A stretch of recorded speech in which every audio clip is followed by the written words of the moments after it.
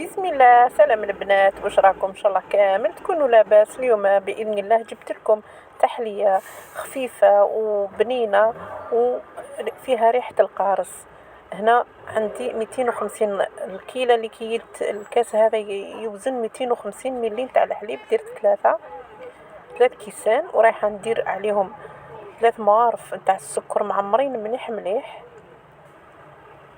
هكذا، ونزيد عليهم 2 مغارف مليح معمرين تاع لا مايزينا.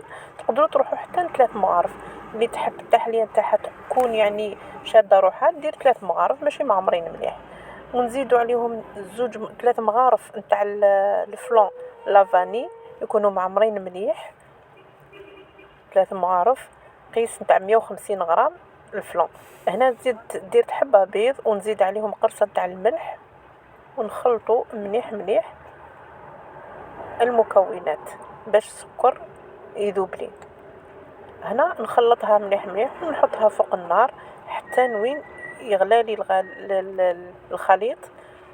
هنا نوجد لي فيغين تاوعي. درت البسكوي هذا ودرت هنايا درت كما يقولوا ليموناد تاع القارص.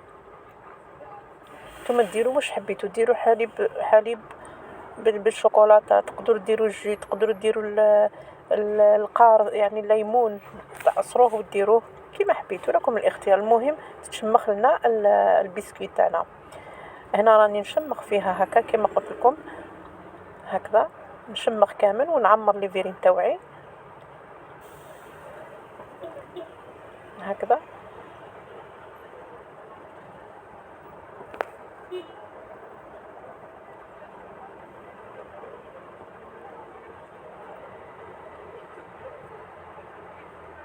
هنا بعد ما عمرتهم كامل وجدت الكريمه تاعي. هذه الكريمه ما راحش طيبت وحدها ما لازمش تخلوها طيب وحدها، لازم تحركوها.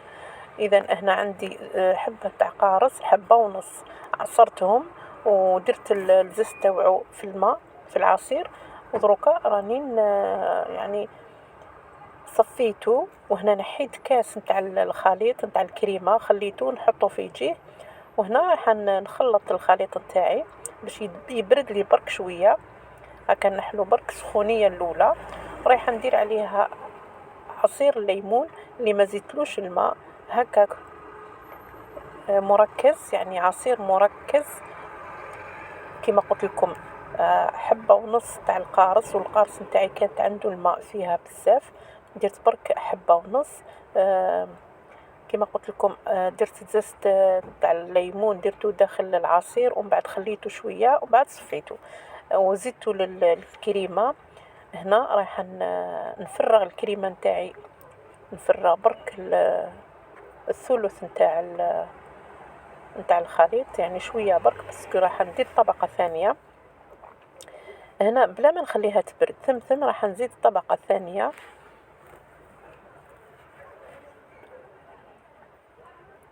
هكذا. نشمخ البسكوي نتاعي ونحطها ديريكتومون هكاك الكريمه سخونه ونحطها فوقها. هذه التحليه رائعه جدا جدا بدون بيض، يعني ما تسحقش البيض بزاف، درت غير حبه وما تخرجش يعني تخرج كي الكريمه بالبيض سوا. هنا راني نفرغ الطبقه الثانيه، نفرغ غير شويه باش ما يعمروليش لي فيغين تاوعي، باسكو راح ندير الطبقه الثالثه. شوفوا هنايا نخليها حتى وين تبرد ورايحه ندير لا شونتي تاعي.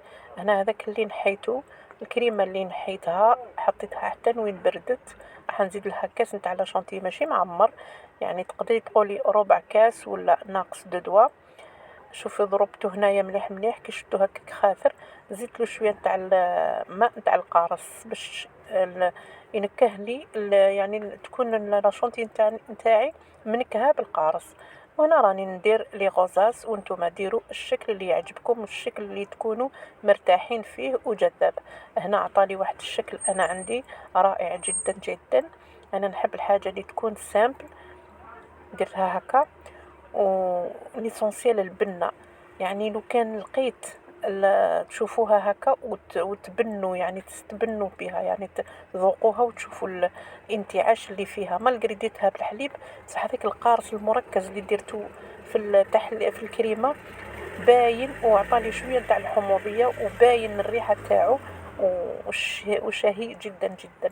ما بقى لي غنقول لكم دمتم في رعاية الله وحفظه، والسلام عليكم ورحمة الله تعالى وبركاته. نخليكم تشوفوا الصور والمذاق اللي راني نتذوق فيه. سلام.